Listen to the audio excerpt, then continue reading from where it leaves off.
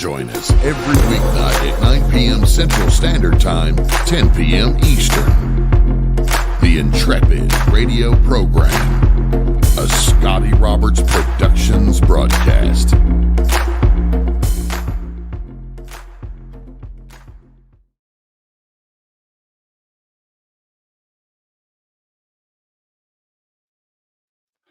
Hey folks, welcome to the program. Hi, I'm your host, Scotty Roberts. This is my show, the Intrepid radio program right here on my YouTube channel. We're just a podcast at the moment, but we're working on getting the radio station back up and running. Actually, I'm not working on that. The radio station is, so I'm just waiting on that to happen. As soon as it does, we'll be back on the airwaves as well again. But for now, you can catch this show live over on my YouTube channel. That's youtube.com/Scotty Roberts. If you're over on Facebook or Instagram or X or some of the other places where this show is being broadcast, you can come on over here. You can join the chat room, which is live, the best chat room. You can leave comments everywhere, but if you want the good interactive chat, come on over to my YouTube channel, youtube.com/Scotty Roberts, and watch the Intrepid radio program there. And join us if you find something here that you want to talk about or that you want to talk with some of the other people about. So welcome everybody to the show. My eyes are wonky tonight because I've been staring at my computer screen doing logo work all day. And I have to go like this because of my bifocals. My glasses don't see it very well. So the upper portions. And so I got to look through the bifocals. And that's a pain in the butt. And I get a sore neck. So there you go. All right. How's everybody today? How has what day is it? It's Wednesday. We did not do a show on Monday, but we did do a Robertson yesterday. Wendy Robertson and I.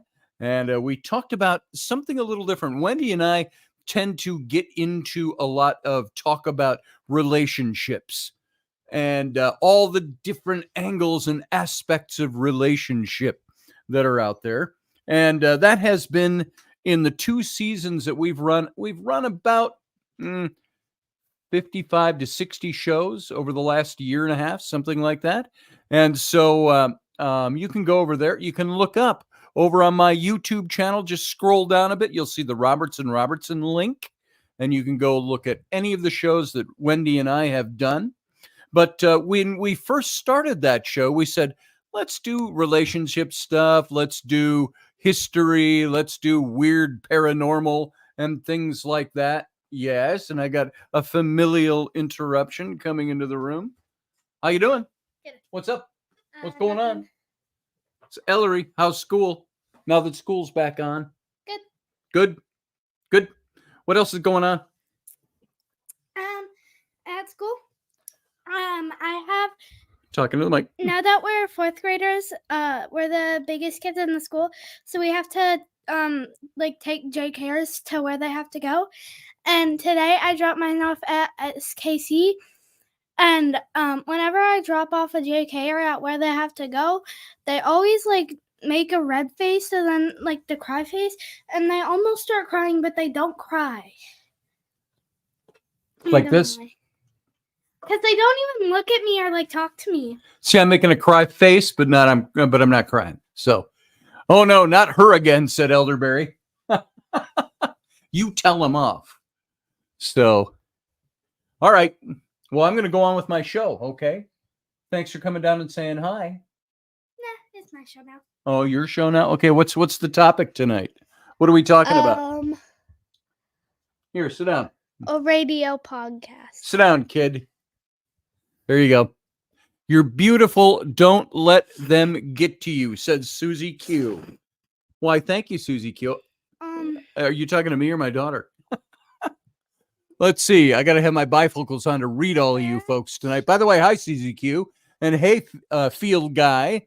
And hey, Elderberry. And who else we got in here? Rendell Flagg is here. And I saw a few others, I thought. Maybe that was early on. Sometimes the comments you make before the show goes live, they go away. They're up above. So welcome to everybody who's filing in. I see a whole lot more of you out there. Come on in and join us tonight. And tonight, we're just going to talk. We're going to talk about certain things because I did not prep an agenda for tonight's show. I've got no real topic other than the million things that bounce around inside my head. So we're going to talk about that. We're going to converse about it. We'll open it up for conversation in the captain's cabin. Yes. I got to show them something really Go cool. quick. Okay, get out of the camera. Get out of the camera. Bye. That was absolutely amazing. I'm bringing some of these to Grandma. Okay, don't take them all. Just a couple. It's bedtime. You get That's school tomorrow. Grandma, not me. Is Grandma here?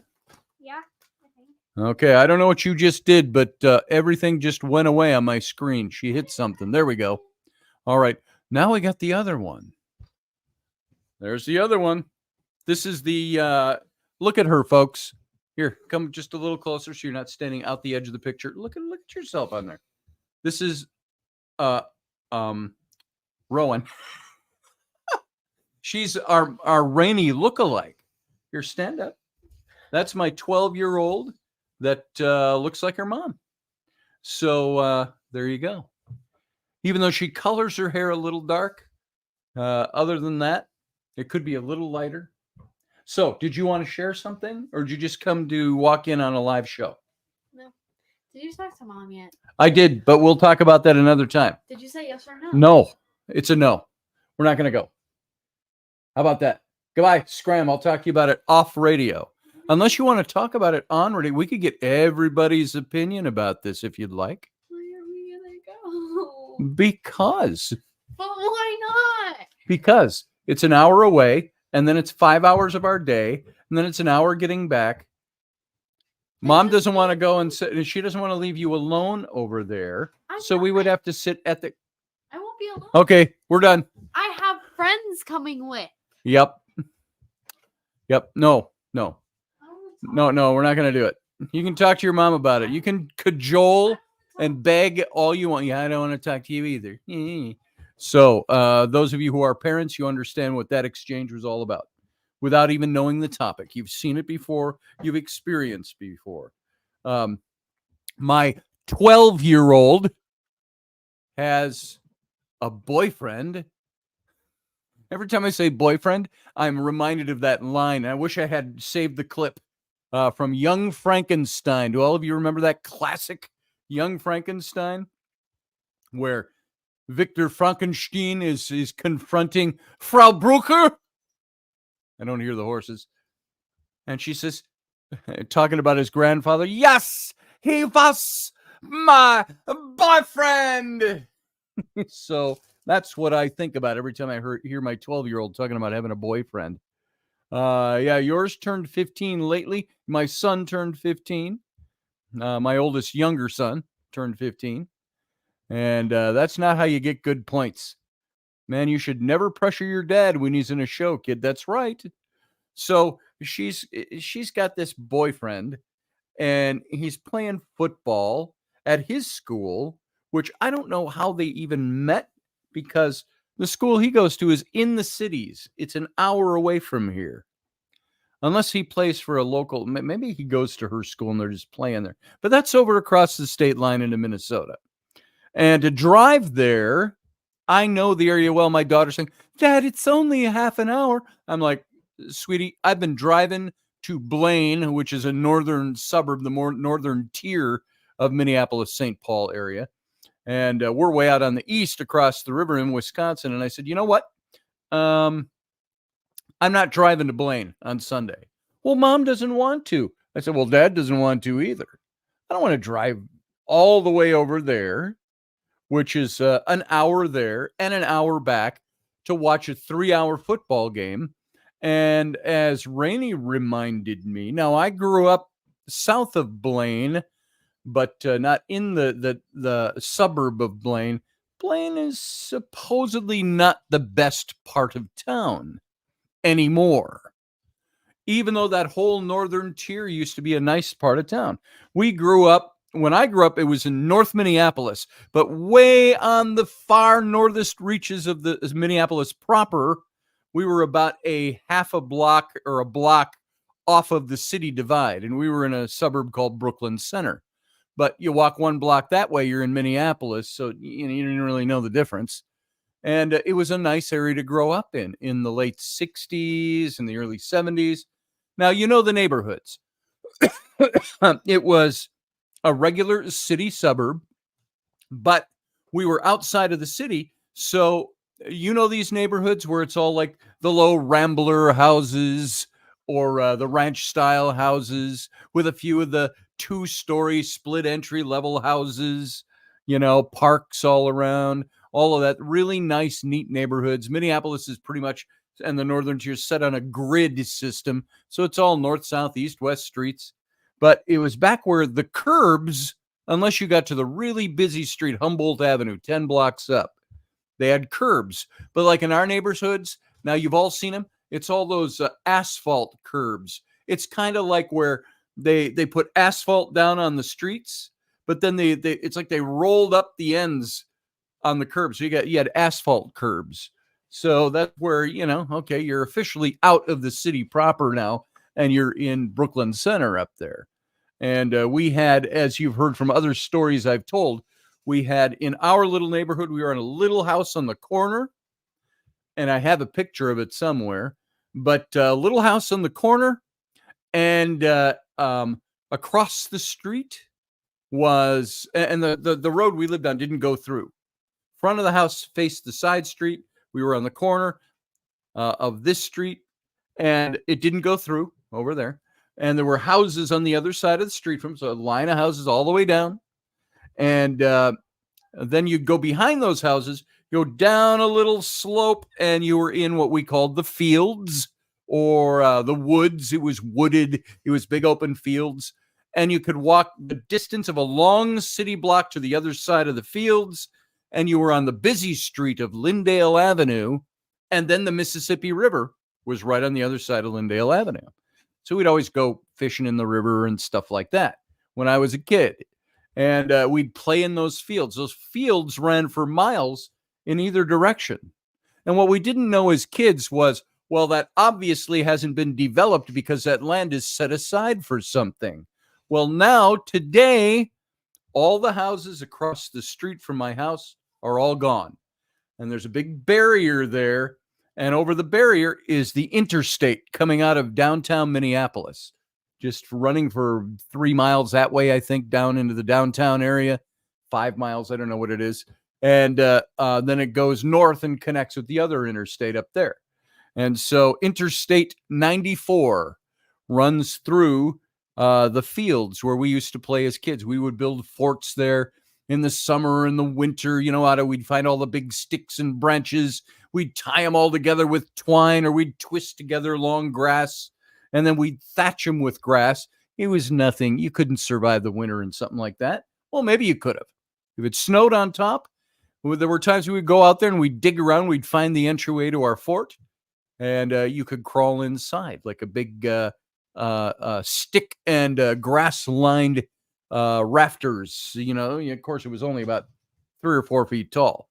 So that's the old neighborhood up there. That area of town was really nice. But then when the freeway came through, they took out all the houses across the street. We had a guy who lived across the street. He did another job, but he was an older fellow, probably younger than I am now. I think they were in their 50s, that couple, no kids at home. And he always dressed in, now think of this, it's the mid to late 60s and the early 70s. He always wore a kind of olive green colored shop outfit, you know, the Unishop outfit, canvas, with the zipper up the front or the buttons up the front with his little name. Vern was on the thing. Vern was his name. Wore black horn rimmed glasses in his probably his late 50s, but he was also a taxidermist. And one day, and they were right across the street from our house, we were out playing, and we were talking to him, and he said, well, you want to come in and see the animals? Sure. And we went down into, hey, Kendall Blanchard, good to see you, brother. And we went down into his basement, and his whole basement was like a zoological museum. And he had all kinds of animals. He had taxidermy. He had them all on display.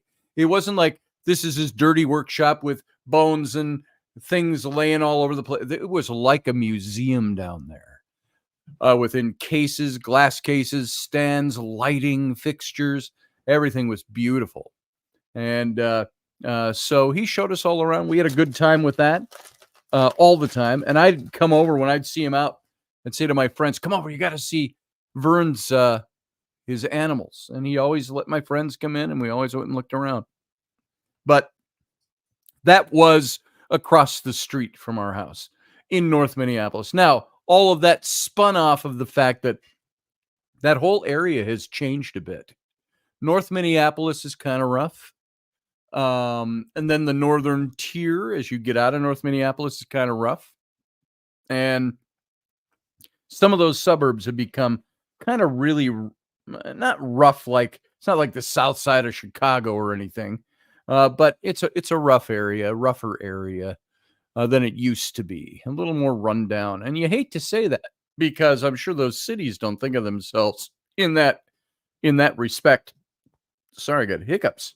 And so I do not want to go with my 12-year-old daughter to have her meet her boyfriend,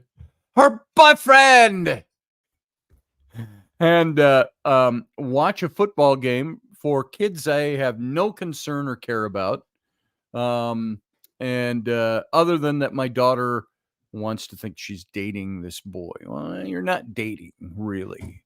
And I'm nice about it. We're nice about it, but we're still at the same time, I'm a dad. And the first thing I'd want to do if I met him face to face is say, and he's an older man. He's a year older. He's 13. Who was I on the phone with? Nancy Planetta yesterday. You're all familiar with Nancy. And this conversation started while I was on the phone yesterday talking to her. And Nancy starts singing, and I start singing along with her. Remember The Sound of Music? You are 16, going on 17. Fellas will fall in line. And then it ends with, I am 17, going on 18. I'll take care of you. And so, blah, blah, blah.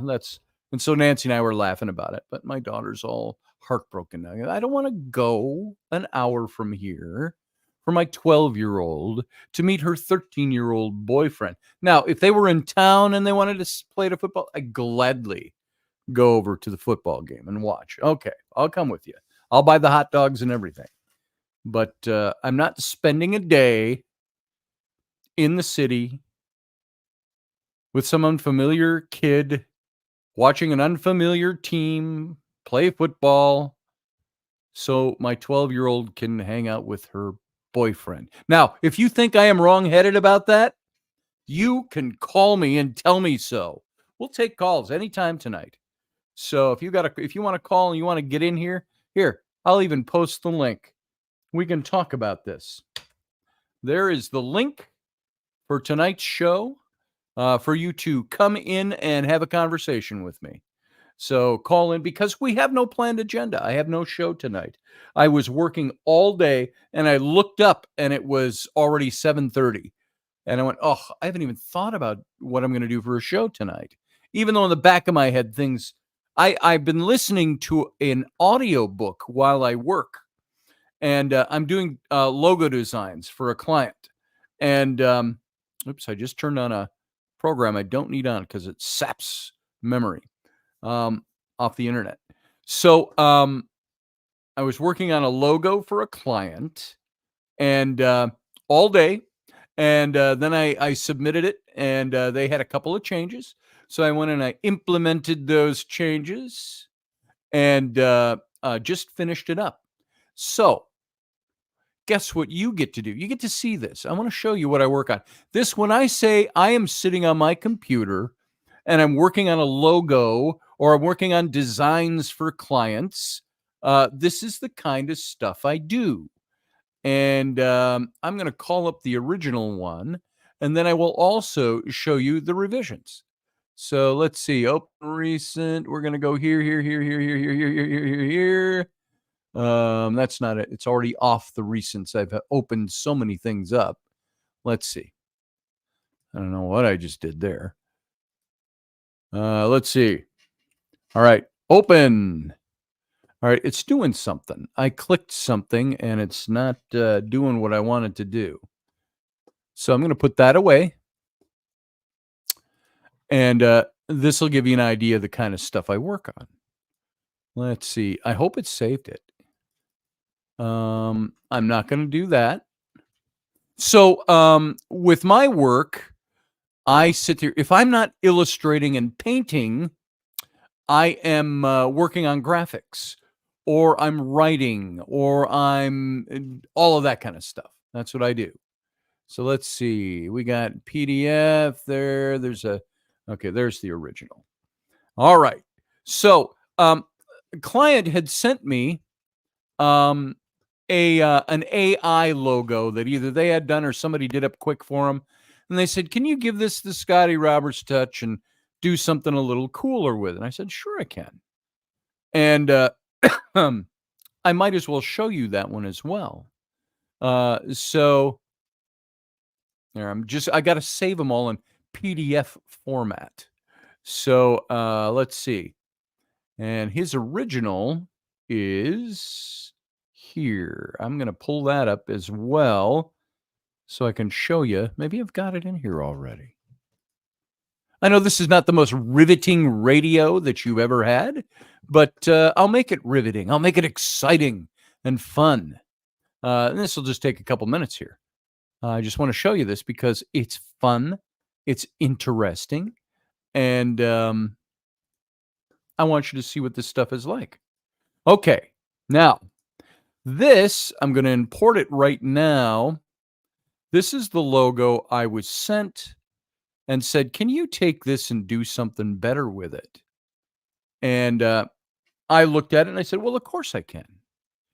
And that is this one. Let me get to the right spot. Boom. And we're going to import this, not invite. See, I don't have my glasses on. So I'm going to present a slide, and from my computer, and then in the fifth window, upload, go here. I'm going to go here. I'm going to go here. Now, this is their original that they sent me right here. I'll open this up. There's nothing wrong with this logo. It's just, here it is. So I'm going to take off my proscenium arch so you can see this. There is the logo that they sent me. And they said, can you do something with this? Can you make it look better? Can you make it look more fun? Can you do? And by the way, if you're taken off from the broadcast because we're not into anything really deep yet, we'll get into some deep stuff. Just hang out. Hey, Niall, there's Niall. Niall, you chose a night to get in here where we're not really talking about anything really big tonight. We're just talking. Hey, JP, good to see you as well. So here's the logo he sent me. He said, can you do something better with that?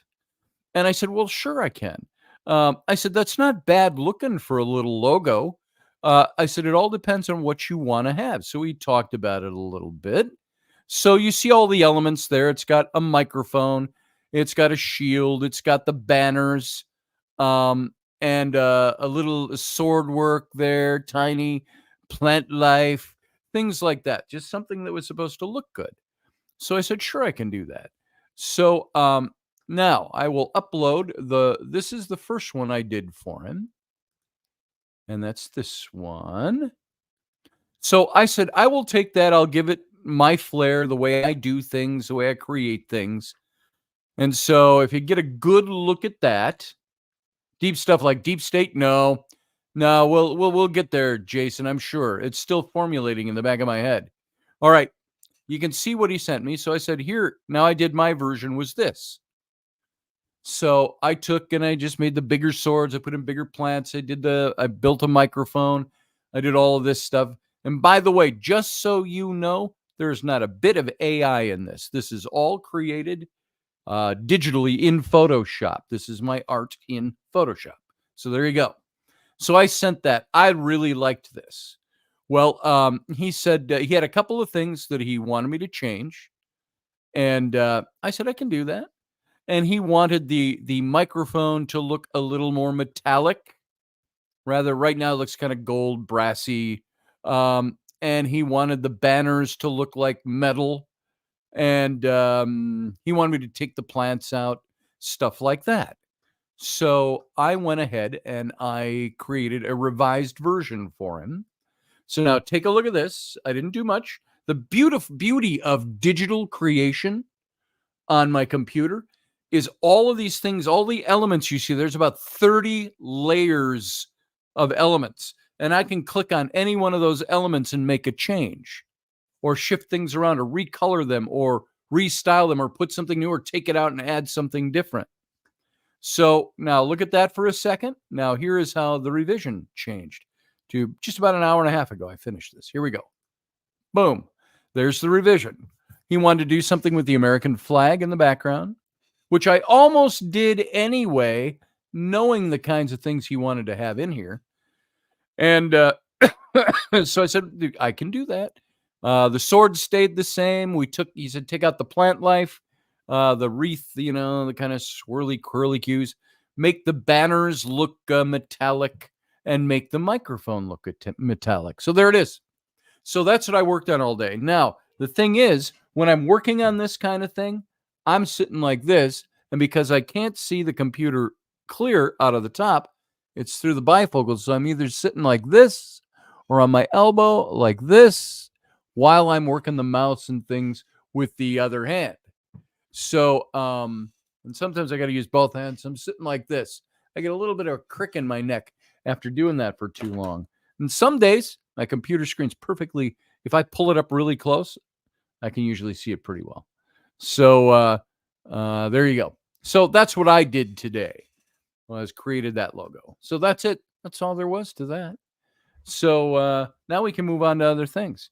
I got a story to tell you. I've got a little thing. I don't say too much about this. You've heard me talk about health things. My heart, my diabetes, my eyes. I had eye surgery and all that. Well, I am of that age, apparently, where my last blood test, according to my doctor, my PSA levels were elevated. Anybody out there know what that is and what that's for? I can't repeat what it stands for because I don't know. But all that means is that's prostate stuff. So now I'm of that age in my life where guys like me can start getting prostate issues. And so there it is, Randall Flagg. And so my doc said, you were a little elevated 6 months ago. Then 3 months ago when we did a blood test, I have to get these every 3 months, just my standard checkups and on all my junk. And so he says, you were back down again. He says, but now you're elevated higher than you were before. He says, so what I would like to have you do is go see a urologist. Field guy, if you have, yours is 0.2 or 0.2. Mine was like, I thought he said, now maybe I'm wrong in this. I thought he said mine when it was lower was 8.3 and it jumped up to 8.9. No. It was 8.9. Then it went down to 8.3. Then it was up into the mid 9s, 9 point something a couple of weeks ago. Then he said, that's in territory I want to have this taken a look at. So there you go. So I had to go take care of looking at that. And of course, I'm not, this is interesting, says Niall here. This is interesting. I much prefer your original design. This is very chrome, and overall customer's choice is much flatter and more difficult to decipher. Yeah, I would agree with you, Niall. I liked the original version. This one a lot better than I like this one. This is cool in its own respect, but I preferred this one. I think it had a little more warmth and a little more depth to it. So, it's what the customer wanted. So I changed it, and he loves it. And he loved them both, frankly. This is what he wanted. So there you go. Thank you for that, though, Niall. So 2.0 at age 71. That's pretty good, Kendall. Wade Robertson, when did you start a show again? Wade, I have been doing this particular show.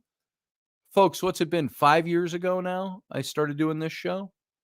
Good to see you, Wade, by the way. I think it was, I want to say it was August 19th of 2019 or 2020. So it was 4 or 5 years ago we started here. And it was with Odyssey Radio. And then I was with Odyssey. They made a couple of changes. And then we moved the show. Odyssey now, he shut down Odyssey for a while. He's thinking of bringing it back now. And so we'd be back on that again. So thanks for asking, Wade. I'm glad you're here. I don't have you on any of my mailing lists. You might be on my Facebook. And if you are, Wade, I see you're talking from Facebook. If you want the full benefit of the chat room, come on over to my YouTube channel. The link is in there. And it's because that's where everybody chats.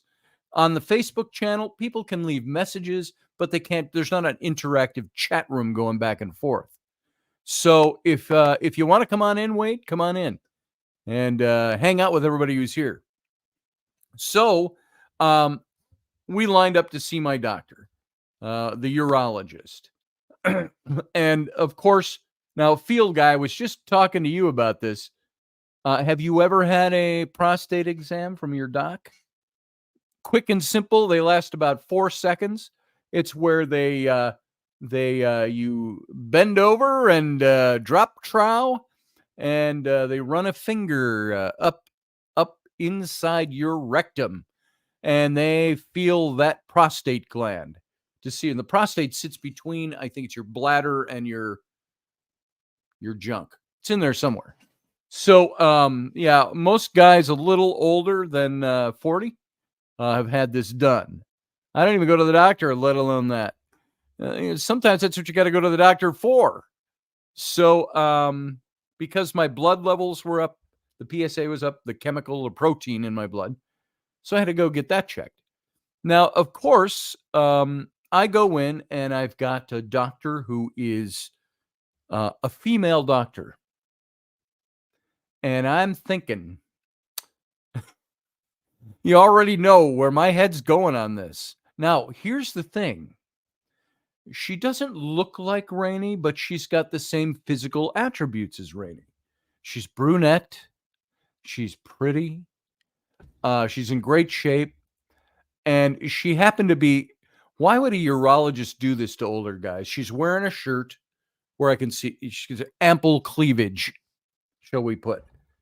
And dressed very nice, but showing off the cleavage. And so I was nice and polite, you know me, but I was very personable as well. We got to chatting and stuff. And she seemed a little, she didn't know me before. We'd never met. So I just made sure I made the room comfortable, made her feel comfortable. She got comfortable with me and so on. And then, of course, the dreaded moment came. You did Rocky's show also. Elderberry, I did do. Oh, Wade did? Are you talking to me or Wade? Yeah, I did Rocky's show also. About 5 years ago was the last I did Rocky's show with him. So, yeah, the Buena. Yeah, Bueno, Moon River. Yeah. So, to quote Chevy Chase from Fletch. So at the end there, she goes, okay. She goes, why don't you come on up to the table here and just drop trowel. I even think she said trowel. We had gotten comfortable enough to talk that way. And I told a couple of stories and jokes as we were talking about stuff. And she's asking symptoms and this and that and other things. But I don't think I really have any symptoms yet. So what are the symptoms? And we talked about all that. And so she said, okay, I'm just going to check your, and as I'm leaning there and she's putting on the rubber gloves, snap, I said, and I'm standing there, folks, with my dead fish belly white ass sticking out, leaning on the table. And my ankle, my pants are on my ankles. And I said, I feel comfortable enough to tell you that the last woman who did this to me, I married. And it was a joke. It's a joke, folks. It's a joke. And she laughed. She didn't slap me on the ass or anything, but she laughed. And so she came back and said, well, it doesn't feel abnormal. She said, next step, we're going to do an MRI, just see what the thing looks like and find out if we even need to do a biopsy. Okay. And she kind of she went, biopsy. I said, well, people always talk scary about biopsies. I said, it would seem to me that if you're numbing everything, and she was showing me pictures, diagrams. Here we will insert a probe. She said, in your behind. And I said, my behind. I said, would that be my bum? And she said, yeah, your bum. And I said, so they would stick a ultrasound probe up me bum, and a needle would come out, of course, or whatever, mini snips, and they would take a little piece of flesh off of your prostate in what they think might be the affected area. Elderberry says, you're lucky they reamed Hawkeye out. With that wound, the woman would allow in them. With that wound, the woman would allow. I don't know what you're talking about. You're talking about Hawkeye from where? From MASH? An episode of MASH? You're going into ancient history here with me. So, yeah, I got the little test. It lasted all it's like what did Fletch say? Chevy Chase in Fletch. And the doc he goes, whoa, doc, what do you got, the whole fist up there? I would have pulled that joke, but there wasn't enough time. No, I probably wouldn't have said that at this stage in my relationship with my urologist. So I don't know her well enough to pull that joke out yet. But I made it very comfortable, very pleasant, very happy. Because I'm, I got enough attitude. That's the way I am. And so she said, I didn't feel anything that was out of the ordinary. She says, but now she didn't use the word enlarged, because I know an enlarged prostate is when it's problematic. She didn't say that. She said, yeah, I felt that I didn't feel anything abnormal. You've got a very big prostate gland. And I said, does that mean enlarged prostate gland? She goes, no, it's just a big one. And I go, so now I can get on my radio show tonight and tell all my guy friends I have a really huge prostate. So, and she laughed, and she touched me on the elbow when she laughed at me. So, I apologized for my lack of beach body and tone, and that she had to look and blind her eyes. Do you need sunglasses back there for the light shining off the white of my ass? So, so we made it as comfortable and fun as possible. So, female urologist, thin fingers. Yeah, she was very thin. So she was thin, but she was ample in the right place. And by ample, I mean, and I don't mean this to sound dirty or naughty or crass or anything like that. Obviously, the body of somebody who's either a runner or works out or whatever, lean, but she had excellent bosom, cleaved. So, and that made it all the more, it's like, guys, you're guys. Remember, did any of you ever watch Seinfeld? There was an episode where they were talking about, George Costanza, the little fat bald guy. He said, yeah, I looked at her boobs and I got caught, and I don't think she was happy about it. And Seinfeld says, look, here's the thing.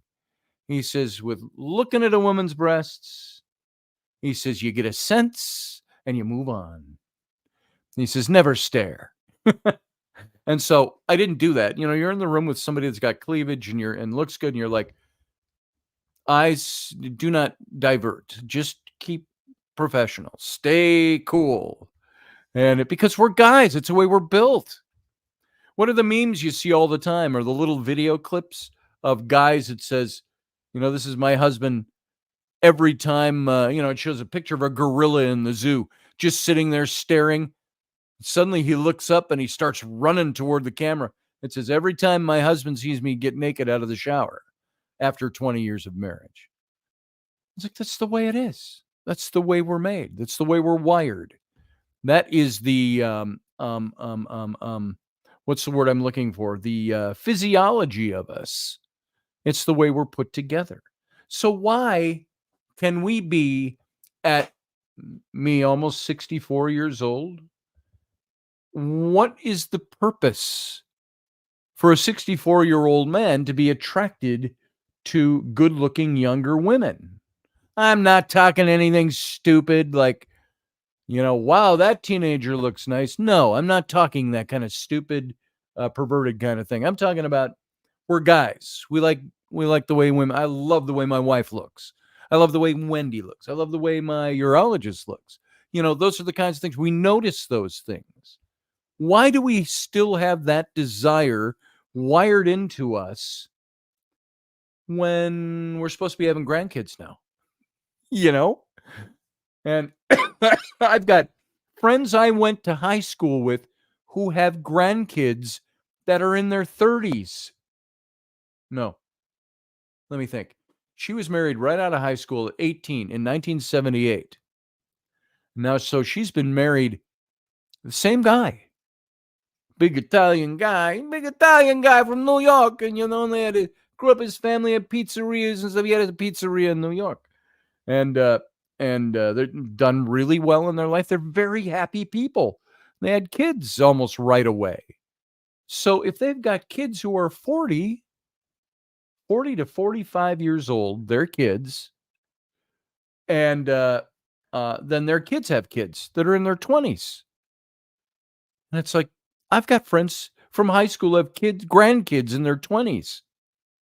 I don't have any grandkids yet, and that can hold off. So, as far as I'm concerned, for a while. So, Kendall says, hell, I have 3 daughters, 7 grandchildren, for great-grandchildren. And I still notice a beautiful woman. Hell yeah. It's like, so women, tell us, teach us, educate us. What is it about a guy that we can be looking at women at our age, and it's not like we turn heads anymore. I mean, it's not like, oh, look at that hot white-haired dude. It doesn't happen. Look at that hot white-haired dude who obviously has no muscle tone anymore and eats too much. Obviously. We don't turn those heads anymore. So why do we still have the desire to do that? I don't know. And why, if you're married to a woman your age especially, that women 64 years old are usually not the ones out there going, hey, you, I got a striptease I'm going to do for you tonight in the bedroom. Then we're going to play doctor. Do 64-year-olds do that? I think some do. But it's not like the hot going thing. What drives sex? It's the human's ability to reproduce. If you strip it down, no pun intended, to the science, what's the science? The science is sex is for reproduction. It proliferates the species. So why do old guys look at young women and go, oh, wow, I want to proliferate the species? Why do we still think that way? Did I lose y'all on this? Are you with me? I'm asking, I'm having a conversation here. I'm not admitting to anything, confessing wrongs or grievances or anything. I'm just talking about it. Because at almost 64, I was, I had a doctor that looked hot, and I'm like, oh man, why do I have to have a hot looking doctor putting her finger up my bum? So that's where that came from. Simple procreation. Is that all it is? Is it procreation? Is it more than that? What does Niall have to say here? I got to bring it up because I can't read it clear. I think under the circumstance, I'm amazed you even noticed anything about her. Yeah. Well, it was the first thing I noticed about her when she walked in the room. Now, I'm a gentleman. Guys, I don't know if you do this. She walked in the room. I'm on my phone waiting for the doc. She walks in. I stand up. I stand up because she's a woman. And I go, hi, Doc. Nice to meet you. And Doc, I called her Doc from the start. And Elder Bear, if you were talking MASH a little earlier about Hawkeye, remember that one show where they come in, doctor, doctor, doctor, doctor, doctor. They're all saying good morning to each other, doctor, or whatever it was. So, yeah, under those circumstances, that was the first thing I noticed. Then it went to my head, hey, she might want to have to put her finger up my butt. Not because she wants to, but because that's her job. How would you like to have that be part of your job? I got to put my finger up a bunch of old fat guys' butts. That's part of my job. Just doing the job. Just the facts, man. So, Kendall says, I got laughed at, chastised because I stood up at a restaurant when a lady came to the table to join us. I swear it's a lost art to be a gentleman. I agree with you, brother. I agree with you. So, oh, you think so, Elderberry, huh? It's getting funnier? It's getting funnier. You think you've seen funny now? Wait till my guests come in. Wait till my listeners call in. And they got stuff to say. I see a couple of people over in the Instagram channel. It says 0 people. Does that mean you've come in and looked and left, or you're still there? I don't know. So you can come on over. The 2 of you I see over there, Randall Nevin, Robert Rust. Come on over. Join us over on the YouTube page if you want to chat with us. And let's see what else we got going on. Who else is saying anything? So anyway, meeting was about 20 minutes long. We're good. Done. We're good. So, and we were talking, I was just laughing about all the things that start not working right, because we had to go through my meds list. We had to go through, well, do you take this and this and that and that? And so Bauer's here somewhere. I thought I saw him in here already, Elderberry. So we're talking about things falling apart, and all the surgeries I've had for this. I've had more surgeries in the last 10 years than I've had my whole life put together. And so, the heart graft, the hip replacement, the gallbladder taken out, those are the worst things I've had done, other than the other checkups where they had to run the coat hanger up from my crotch to my heart to take pictures. And now tomorrow I got to go in. This wasn't going to be a show about my health issues, but tomorrow I got to go in because they got to do surgery on my eyelids from my cataracts. See this? When you get really old, you know how some old guys, they got those. Well, apparently that is now part of cataract surgery procedure. I've had the cataracts. I had cataract surgery. There's another one. I didn't think that happened until you were an octogenarian. So I had to have that done. And it's fine. They're doing fine.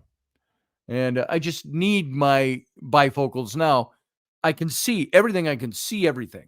But if I pick this up, okay, Twizzlers, package of Twists, and I look at that and I can read strawberry twists. I can read that really well. I can read naturally and artificially flavored. I can read net weight 16.0 ounces, 454 grams with a U behind it. I can't remember what the U means. Does that mean gluten-free? I don't know. But if I go to the back side, I can read meet the urge. And then I go, so, see, I'm doing the thing that old people do. I've seen old people do my whole life. So now, now it takes my bifocals. Before, I could squint a little bit, even with the cataracts. I could go, okay, I can read that. Now I have to put these on because they put new lenses artificial lenses in my eyes that are set. You can't squint and make it better. But you know what the eyelids do? The eyelids droop and they settle on your eyelashes and they push them in front of your eye. That's why you can sometimes go, oh, I can see that much clearer now. So now they've got to go in and they have to take a little extra skin out of here and tighten it up. It's like, have you ever had the old blinds, the old shades that you pull down? It's got the string and the little ring on it, on your windows.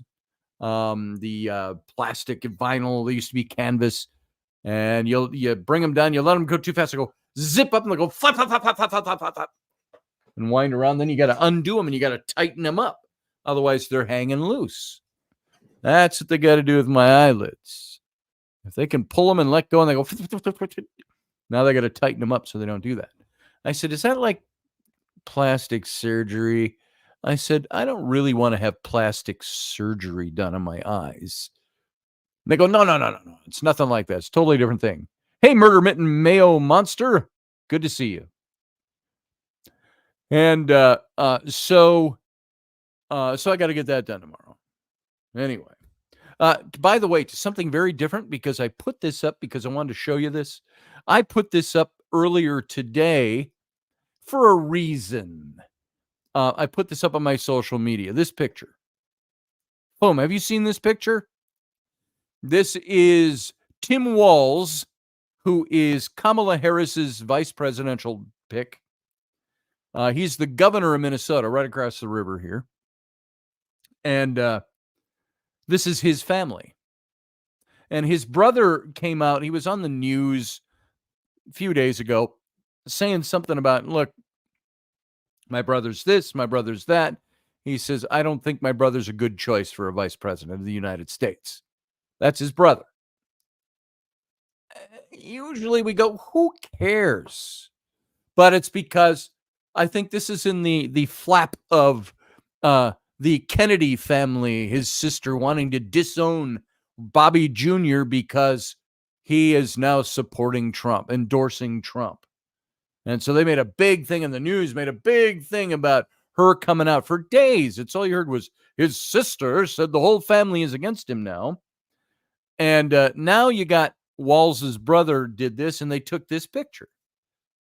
And this is their family.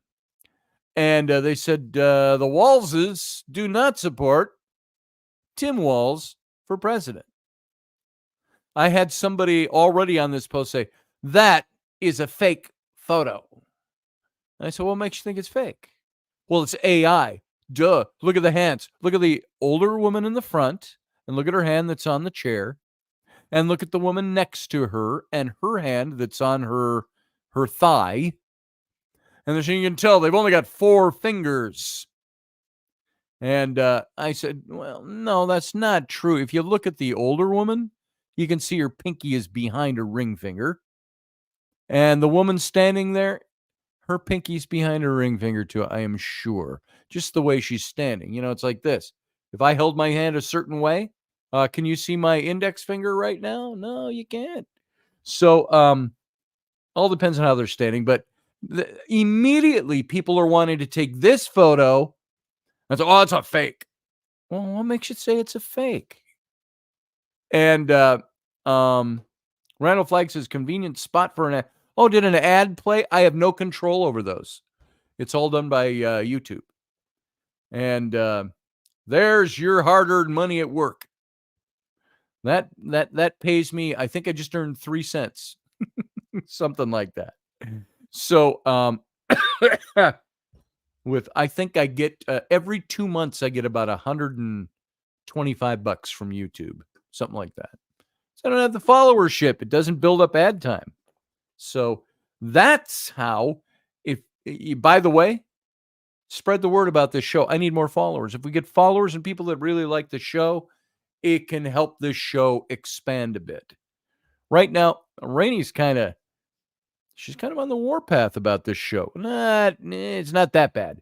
She's kind of like, look, you got to do things that bring income in, not do the show. I said, the show brings a little bit of income in. So anyway, blah, blah, blah, blah, blah. And that I'm not trying to get into that. But if you want to help this show and you want to join the show, you can do that. Or bring more listeners in. Just spread the word. Share the link. If I can build up that listenership, we might be able to get a little more revenue rolling in here. And the reason I want revenue is because we want to do things for this show to improve it. And we'll see where that goes. But anyway, that's why the ad roll is there, by the way, Randall Flagg. So do I get a lot of ads? Susie Q? I don't even know because I don't see them. If I watch the show, if I play the show to see how it played when I had a guest last week, I didn't see any ads on the repeat. So does it just play or do I miss them? I don't know. So there you go, Susie Q. I agree with you, by the way. MAGA 2024, unless you're a fan of communism. And I'm not saying anything negative about him, but my uncle, my mom's brother, he's elderly, frankly. Not frail and elderly. He's old. He's in his 80s. He's still working and doing things and still has to. But he put something on. I had a different post, and I think he accidentally posted to my post.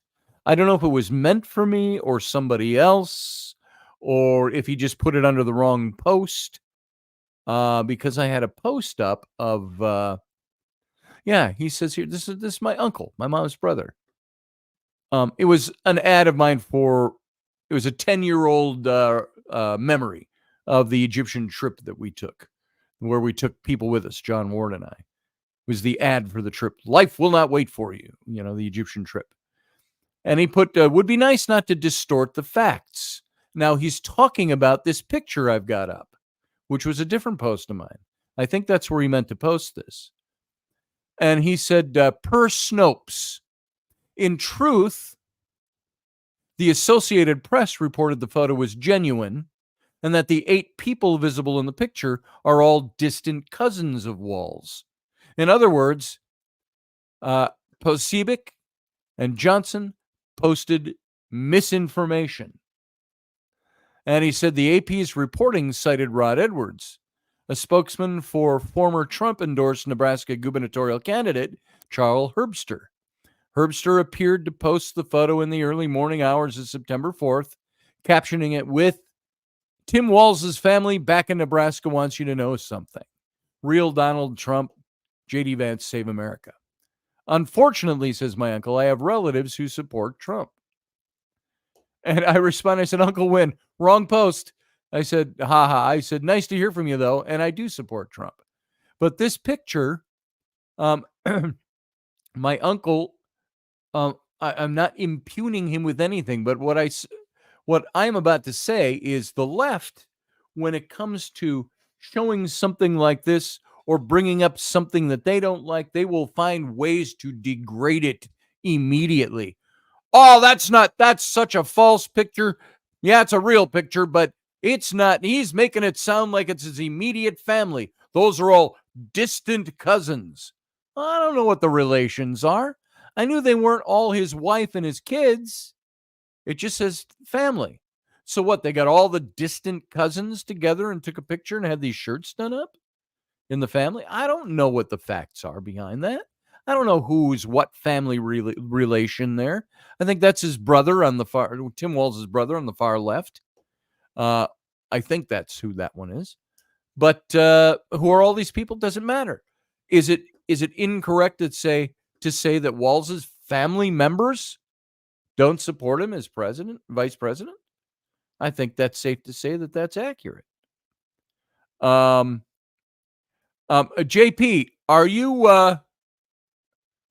are you just hearing about 64-year-olds? That comment I made 15 minutes ago? Or are you time-lapsed? Did you go back to the beginning? Or are you just commenting on it now? Why 64-year-olds still have that desire? A continued reproductive imperative. Men remain reproductive viable until death. That's true. So why do you think Anna Nicole Smith could date a 98-year-old corpse? Because could the dude still do it? Yeah, I guess so. I had to pause it to handle something. Go to the bathroom. I wish I could pause the show sometimes because I have to go to the bathroom. Thor knows, says Professor Bauer. So, there could be a lot more than what's in the picture. Might be. But I think, and sorry to my uncle, who I care about, sorry to be this way, but I don't think it matters if they're distant cousins. The picture, why did they put this picture together in the first place and put it out there? The family members. Was it to say, did they need to hold up signs and go, I'm a second cousin, or I'm a third cousin, or I'm a cousin twice removed. Does it matter? It's saying these are Walz's family. And it says on their shirts, Nebraska Walz's for Trump. So do they all have the last name of Walz? I don't know. Maybe. Also, just debunk the Alexa. Why should I vote for Trump and why should I vote for Harris thing that's been going on? I saw that. Is that true or did that just happen? I saw that on Dan Bongino's show, where I saw a clip off of his show. So they did that to inspire people to vote for the right person. You're right. I agree. So there it is. I wanted to show you that. Get your thoughts on that if you want to. But this is Tim Walz's family. I guess you're not family if you're a distant cousin, right? My cousin, Darby Gould, she is my uncle who wrote that post, my uncle's daughter. So she's my first cousin. Saw her for the last time I saw her face to face was when I had my office in Uptown Minneapolis back in 1992. And I've got a picture of her with us standing together. So in 1992, I was 32 and she was about 29 or 30, something like that. Maybe not even yet. She's a little younger than me. And by 4 or 5 years. And so she's if I have put up a picture and I go, this is my family, this is my family, this is my cousin. So I don't think it matters. It's horse hockey, says Jason. I agree with you. Horse hockey. Utter horse hockey. Murder Mitten Mayo Mystery says Monster says I was 12 in 1992. So was my wife. Yeah, Rainey was born in 1980 as well. I was born in 1960. So, yeah, it's kind of funny to think that way. So, yeah, 1992. My wife was 12. And I had a little marketing agency in Uptown Minneapolis that I owned. So there's that. That's all I wanted to say about that picture. This is the kind of stuff where I don't really care all that much about what everybody wants to say, but I've noticed what really bothers, there's something that really bothers me. JP, I want your take on this. If you have a chance to call in tonight, we may have touched on this once before, but this whole thing about Trump visiting Arlington Cemetery and laying the wreath at the tomb of the unknown soldier, but he was there because he was invited by the 13 Gold Star families who lost their kids in the Afghani withdrawal 3 years ago. And it was on the anniversary of that withdrawal that Trump was there. And they said that, all this to do about him violating the rules of sector or section 60 at Arlington, where you're not supposed to be taking pictures for political purposes or promotional purposes, etc. And the stories that have come out about Trump's people pushing aside the Arlington Cemetery security people, telling them they couldn't bring a camera in. Now, I wasn't there, and I don't know all the ins and outs about this, but I don't see Trump, because I support him, because I've followed him for so long, I don't see him as somebody who would willfully just violate that rule. If it wasn't an election year, this would never have hit the news cycle. That's right. Because, well, what's interesting, I just saw today, by the way, well, let me finish this part of it. I listened to Tulsi Gabbard was interviewed a couple times about this because she was there too. And she said, all I saw in President Trump, and yes, she's biased. She endorsed him. She supports him. I get that part. But She said, look, I was there. She said the Gold Star parents invited him to come and memorialize with them the 3rd anniversary of their kid's death. And he was there, and she said he wasn't just there for a photo op. She said he spent the day with these people. And then the White House came out and said, excoriating Trump for doing this. Oh, such a making, a grim, somber visitation to the graves of these 13 fallen soldiers into a campaign thing. And the thing with Trump is then all the parents started making these videos and putting them out. And if you haven't seen any of them, you should look them up. But all of them were excoriating Kamala Harris for saying anything about it. They said, look, President Trump was invited to be here by us, and he showed up. Do you know why we wanted him here? One dad said, because we wanted a leader here. She says, but, he said, you were invited too, and so was Joe Biden. But neither of you even responded to the invites. That's their story. That's the parents' stories. And so they've come out. Now, what I found interesting about the politics of the media, I've heard all over the place. I don't know how many times I've heard the story about Trump violating Section 60, according to Kamala Harris. I've heard all about that, all about that, all about that. I have not seen one single story highlighting these 13 parents and their videos they put out. Have you?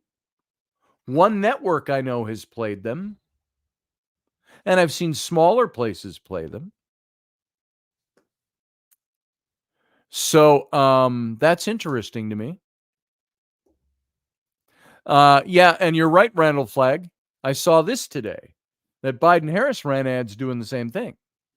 And they showed pictures were being taken of Joe Biden during the last election, during the last campaign in 2019, that he was at Section 60 at Arlington, saying that our administration, you vote for us, we will support the military.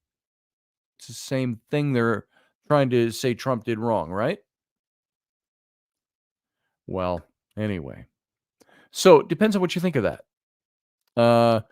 Professor Bauer says the Dem selection is designed to fail on purpose.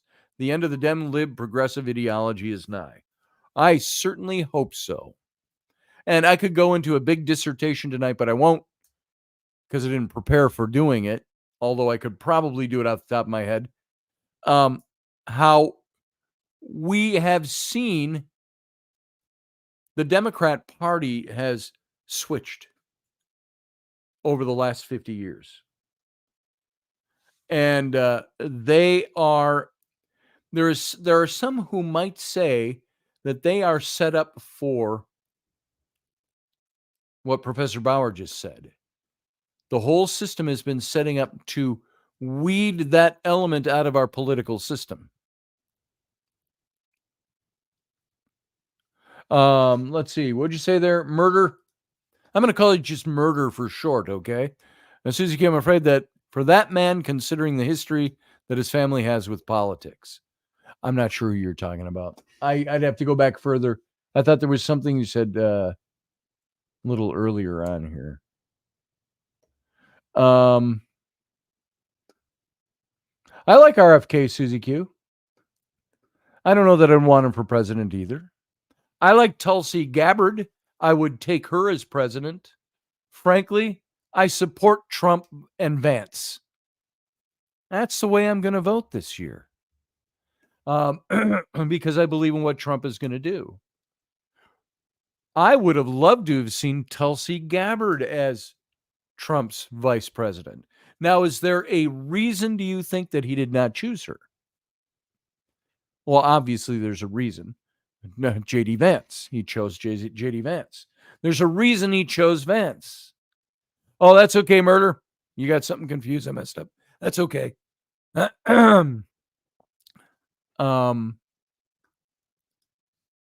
She is so hot, but she needs to keep that little silver streak in her hair. Yeah, she does. I think she probably does deliberately. Now she's always had that in the last few years. She had in the last election. It was just not as intense. I would say when she gets the rest of her hair colored, which is what women do. My wife does it. Everybody does it. She's about my wife's age. That she probably has them isolate that. Don't color the gray streak. So, yeah, Nikki Haley would have made well, I don't know about Nikki Haley. Are you talking about Nikki Haley? I lost my taste for. A couple of years ago, I might not have. But during the last, who is the one in Arizona right now that we all thought could have made a good vice president for Trump? The woman running. Can't think of her name off the top of my head. Yeah, she's going to keep the streak. I think she will, says Susie Q. Her silver streak was stress-induced from combat. See, I didn't know that, Scott Allen. Did she say that? I've never heard her say that. I got to get her book. I've heard her book is very good. So, I need to pick that up. Also, I'm going to talk about the movie Reagan. I'm hearing good things about that, with Dennis Quaid playing Ronald Reagan. Which, by the way, Murder Mitten, you were born in 80. I voted for Ronald Reagan in 1980. So, or did I vote for him in 80? He became president in 80. So I would have voted for him in 79. Or did he run in 80? He went to 88. So yeah, 2 terms. So I was old enough to vote for Ronald Reagan the year you were born. So, Mr. Gorbachev, tear down this wall. Yeah. Dennis Quaid, by the way, plays him in the new movie Reagan. And I'm hearing really good things about it. So I want to go see that and see what it does. Hey, Murder, that's okay. Voice chat's all right. I work in a machine shop, so it's very loud. And it gets them wrong sometimes. You know what? My fingers get my messages wrong sometimes. I was typing a message back and forth today to a Nancy Planetta and a Raf.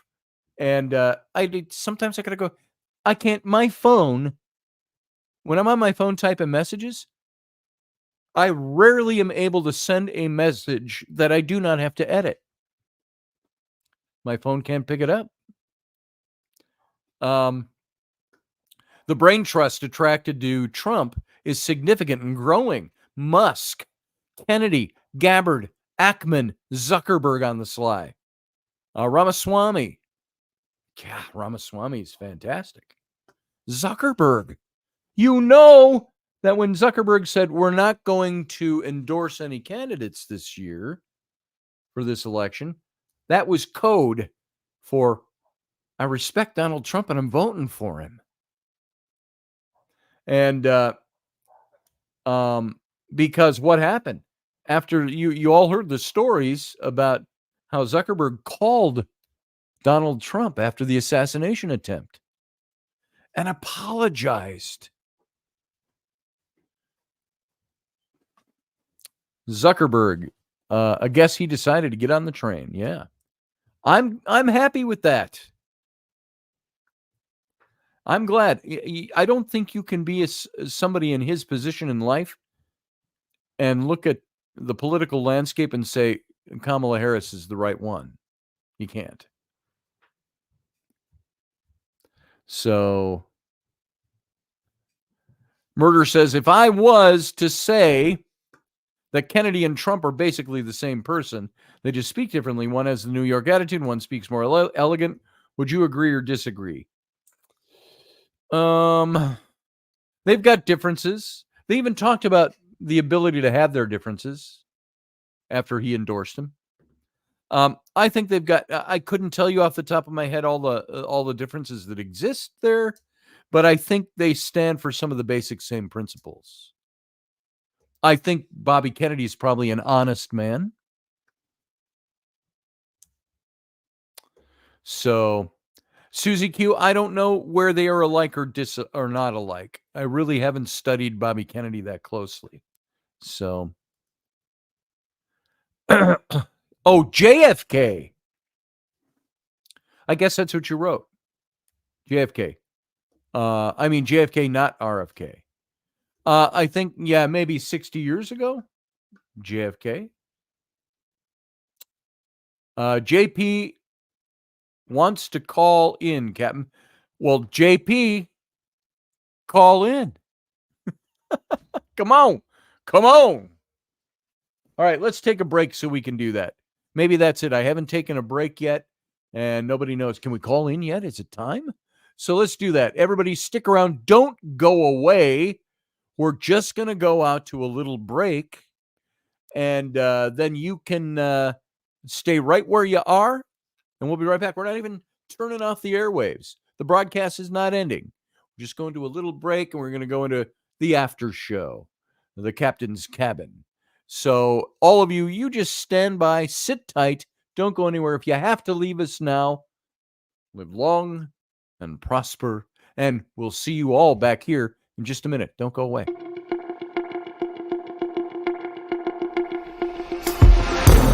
The Intrepid Radio Program with Scotty Roberts. Intelligent talk.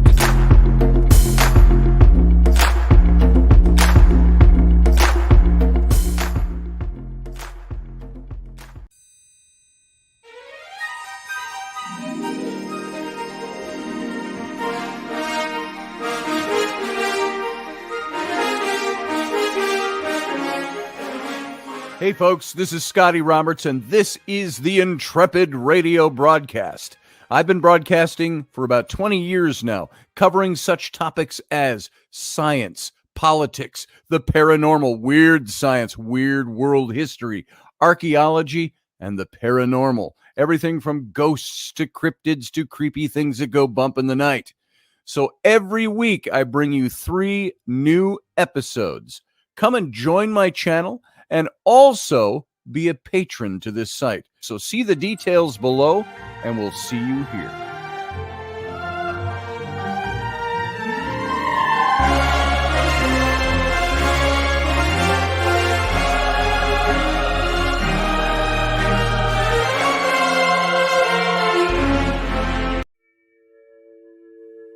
Are you looking for a really awesome and amazing graphic designer? How about an illustrator or a photographer? This is Rainey Roberts, and I wanted to tell you how you can get my designer, illustrator husband, Scotty Roberts, to work for you on your project. Do you have an awesome self-published book but no cover, or even worse, a cover that really sucks?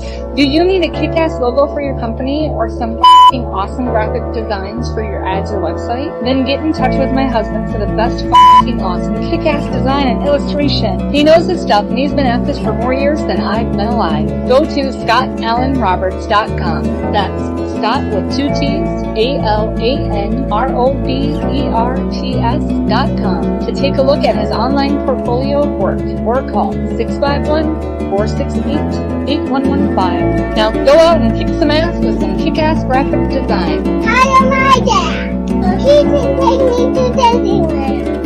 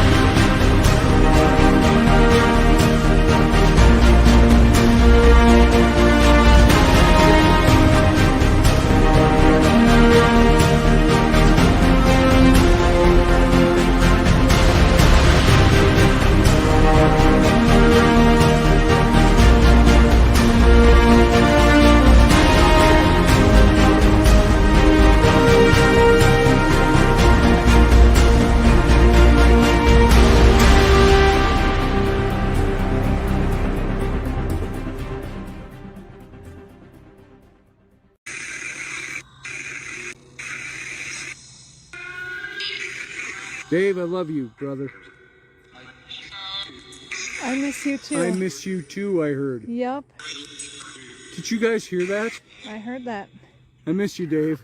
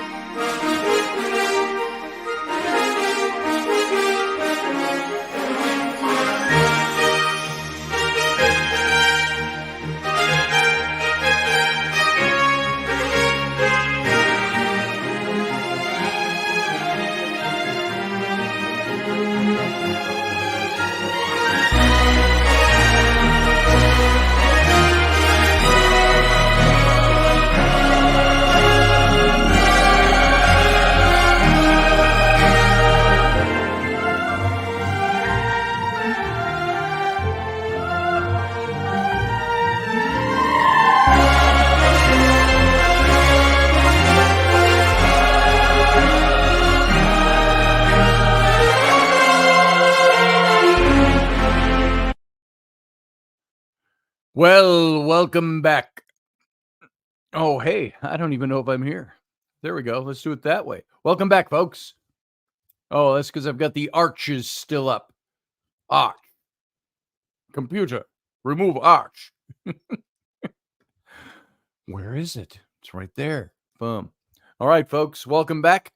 The captain's cabin. Glad to have you here tonight. And what do I got? What do we got here? I'm waiting for Jason to call because apparently he's going to talk about something, I think. Maybe about this whole military thing with Arlington Cemetery. If not, if I misinterpreted something there, I'm sorry, but I make no apologies. I got some Twizzlers here. Great low blood sugar combatant. So,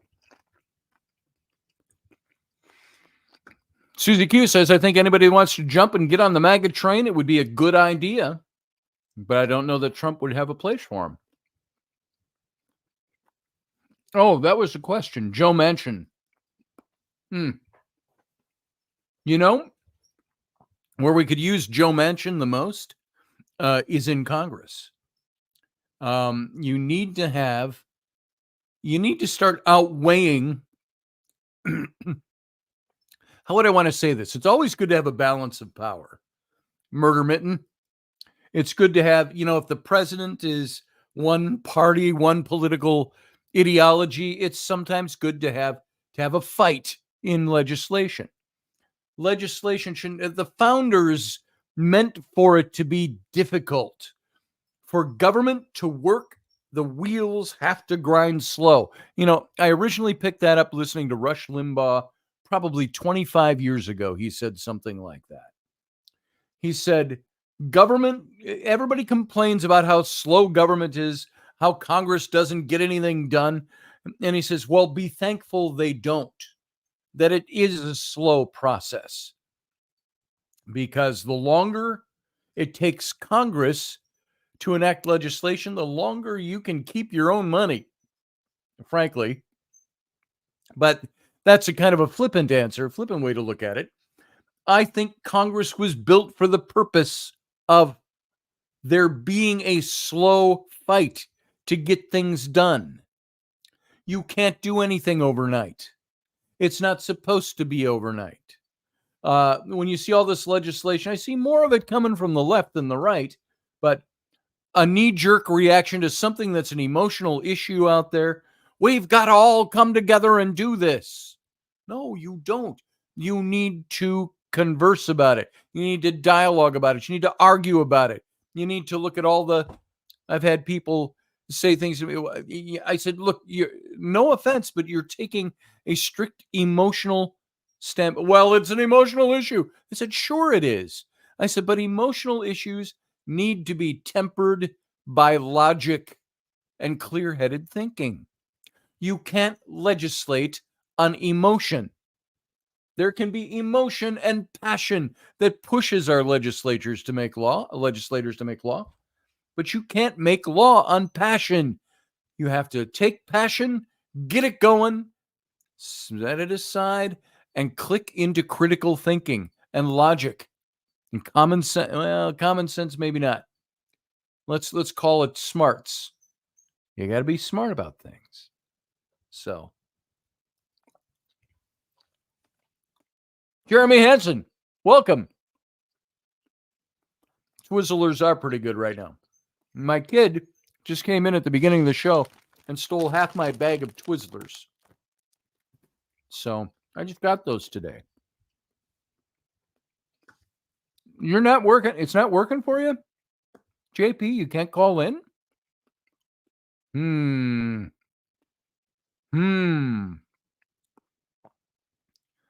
Nothing's ended. We're still going. As a matter of fact, we are still over on the, we're still live on Instagram. Hello, Mrs. Shinobi, or Mr. Shinobi, I'm sorry. Good to see you over there on Instagram, if you're still there. And show is still going, man. I don't know what's not supposed to be playing anymore. Interesting. Pardon me. So uncouth of me to be gnawing on a Twizzler while I'm doing radio. But this is the after show. It is more casual than the main show. Yeah, I'm looking at it on Facebook. It's on silent, so it's doing the closed captioning. It's about 30 seconds behind what I just said. So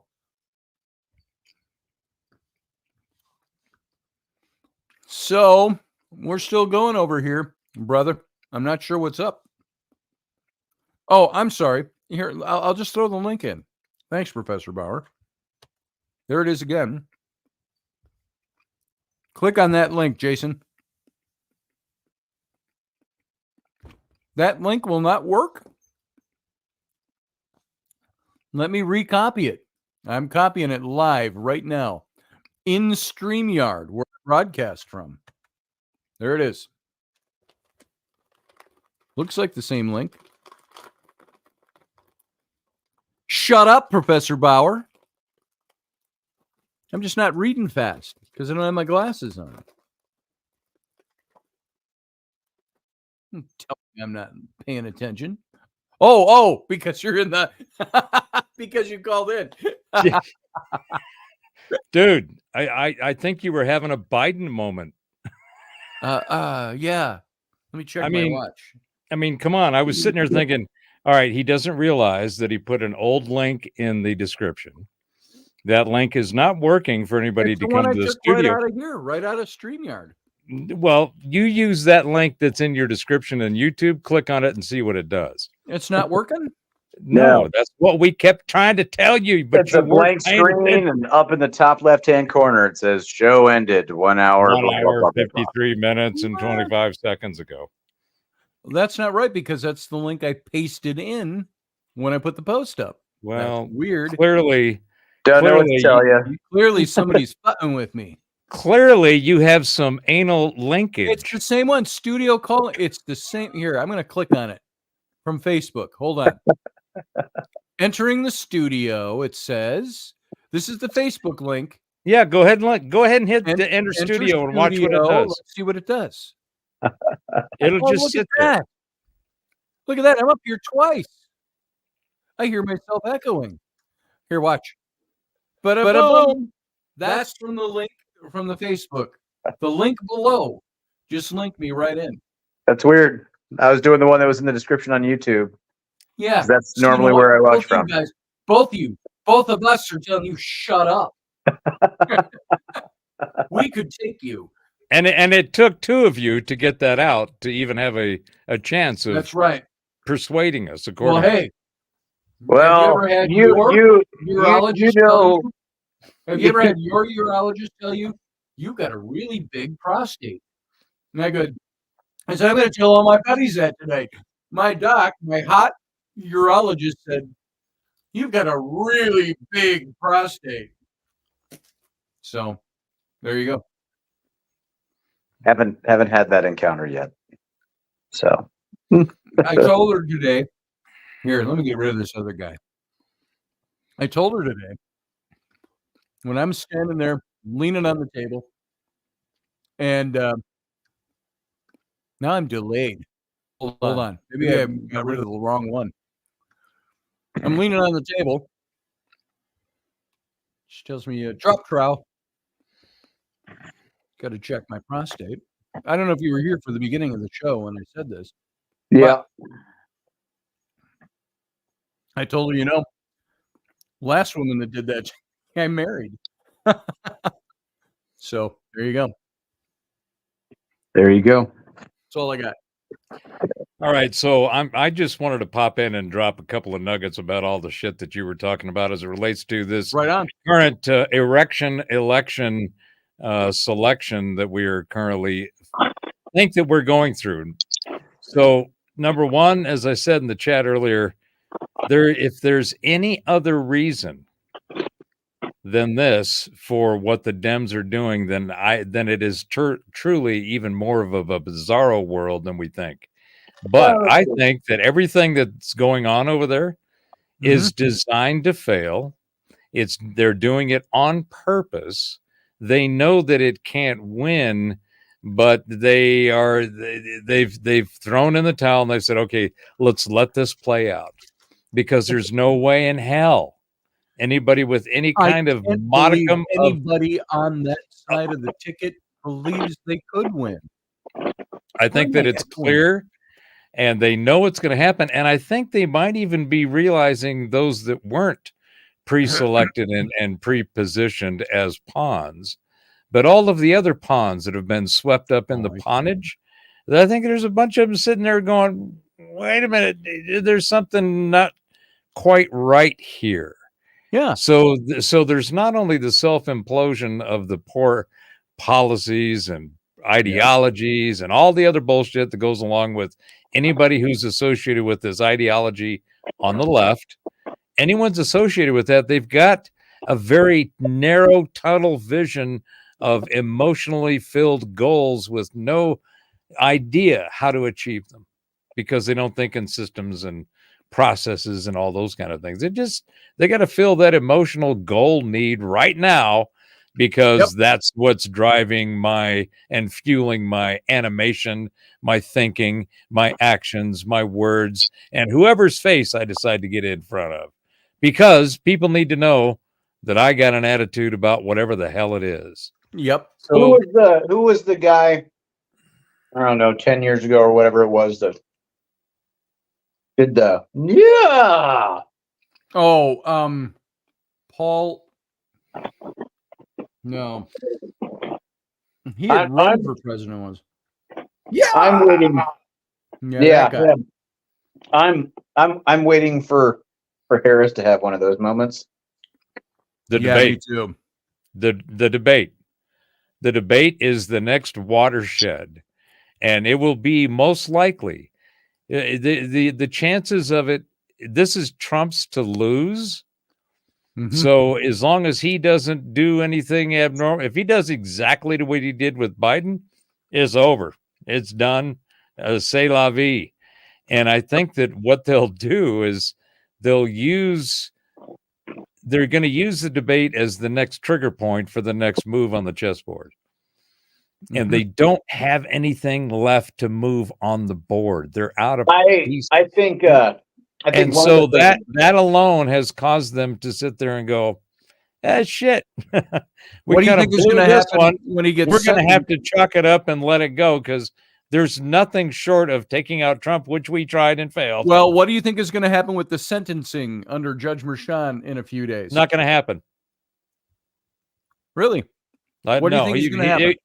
Because of his whole thing hinges on the Supreme Court ruling. So unless he tries to do something like Jack Smith did and go around the ruling, the Judge Cannon said, we're dismissing this with prejudice, not just dismissing it. But this thing was so flawed to begin with that this shall never be brought again. Well, that's not going to stop them, because they're like, okay, we got nothing left. We got to keep going after this lawfare shit, making stuff up and throwing it, seeing if something sticks, because damn, we've been at this fucker for 8 years now, and we can't get him. Merchan We've tried to impeach him. We've tried to lawfare him. We've tried to Stormy Daniels back the week bullshit. after the assassination attempt or something, and they pushed Complete it off, and you bullshit. thought, "Oh, it's dead. It's going to get dismissed." What's But the now what's he's the what's brought the up. latest charge? Yeah, The what's the Jack latest Smith charge on that? reinvention Yeah, is some word salad of explaining a way around the situation to being reading at the Supreme Court decision of being a personal event, not an official event. yeah. So he's twisted some bizarre bullshit that O'Bumble and Sloppy Joe and all the rest of them be Mhm. hung out to dry too. So, but they're doing these because they don't have anything else. That's They've right. lost the population. They've Well, lost notice their that own, and they're imploding on their own bullshit. notice that the new charge thing did not last longer, and everybody screaming about it in the media than the Section 60 thing did. Hmm. Which, yeah, that's well, another thing. The point is that everything that these folks have done has turned into at least a complete failure, and in a lot of cases, a complete disaster. Mm-hmm. So the implementation of these ideologies into policies and legislation and regulation of the populace, forcing you to do this, say this, don't do that, don't say that. All of these restrictions on the American ideal, those of us that are Americans, that grew up as Americans, Mm-hmm.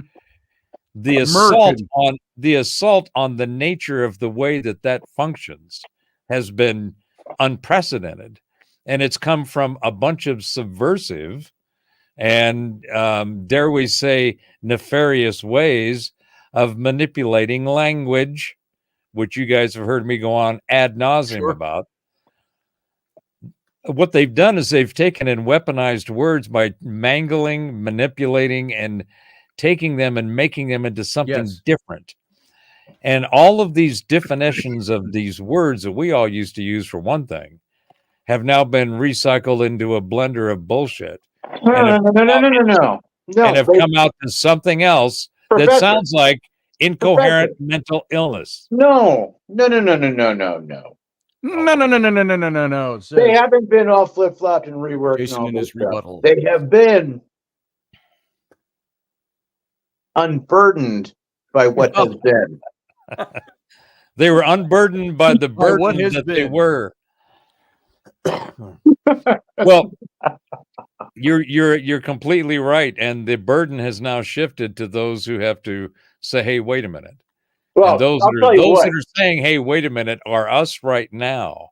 It's the independent content creators, the podcasters, the people that are out there making their voices and their minds known to all that are listening. And that is that all of the shit, everything top to bottom that we've been told since we have been here on this particular iteration on the planet is bullshit. Yeah. Everything let me slip in there real quick. Hey, Terry Pitts. Good to see you, brother. Glad you're here tonight. All of it is broken. It's not repairable. You can't fix it. It has to be replaced. It's all broken. The debt alone. Nobody talks about it, but occasionally people go, well, 35 trillion is probably insurmountable. It's like, well, nobody. So it's like, well, we just kind of got to let that sit there. And you sit there and you go, well, wait a minute. It's like the student loan thing. Our debt has exceeded our GDP. Who made the fucking loans? Who do we owe this money to? Who are these fuckers? Who is holding $35 trillion of debt? And they were smart in taking it? Weren't there stop gaps and measures and guardrails and shit somewhere along the path of this financial fiasco that you guys have created? Oh, and you're the experts. That's right. Oh, yeah, that's right. You're the authorities. So what we're entering is a period of novelty, what Cliff High calls hyper novelty. And what's happening is authority is going away. There is nobody that you can look at in any institution, in any administration, in any delineation of sciences or academia or theology or philosophy or any of it. It's all broke and it can't be fixed. So what we are at a significant pivot point and transitional disruption, because none of this shit can get fixed unless the people who are there now are out of there. Is this Only way it's going to make part of the great this reveal? transition is when the new people come in who are engineers, who are smart, who are experienced, who want to go do things and make them better, like the kind of people that are apparently being attracted to Trump. Musk is an engineer. I don't care what you think of. The man can get shit done. Yep. Okay, Kennedy, are you kidding me? There's more integrity in that guy, and he's talking about the real problem. Yes. The whole the epidemic of all these ailments that we have, and the poisoned food, and the pharmaceutical companies which are just pumping back onto the poisoned food folks and just creating a vicious cycle of death. We need to make America healthy again, and that's what Bobby is all over. Yeah. You got Vivek RFK. Ramaswamy he will run circles around. I don't care who it is. Vivek? Yeah. Tulsi Gabbard, are you kidding me? That woman is stellar. Brilliant. I mean, so there's a brain trust happening there that I think is the catalyst for the transformation that I drone on about. I agree with you. Did? Jason, you were going to say what? Probably not worth it. We had to listen. You better try. We had to listen to the professor bloviate for the last 20 minutes. Dude, that was loquacious verbosity at its finest. Yeah. But I saw that you both had stuff in your mouth. You were both feeding, so I figured I might as well fill the empty airspace, shut up. so we don't have to listen to some cud chewing going on the other end of the line. No. I was shoveling trail mix into my mouth because you wouldn't shut up, man. That's just the long and the short of I it. see how it works. All right. Yeah. That's you. If I start eating or staring at the ceiling, you know you've lost me. That's I didn't notice. I wasn't watching you. He was watching. I was paying attention to me. and therein lies the problem. You know, it's really interesting. You talk about, the people who need to go and stuff like that. So again, a show that I regularly bring up, the Sean Ryan show, who recently had Trump on last Monday, I think. Not this past one, but last week Monday. And then this week's show, he had Kash Patel on. Yeah. Oh, who's good? Oh wow.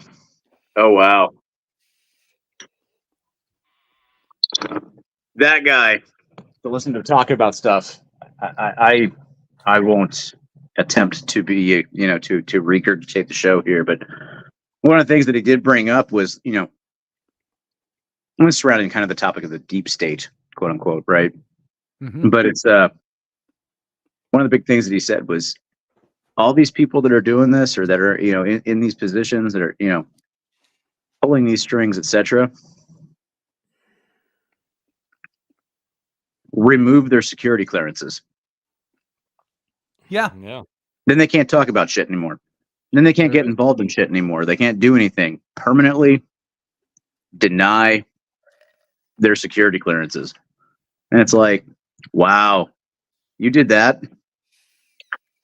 Things would get interesting. That would make a change. It would definitely make a change.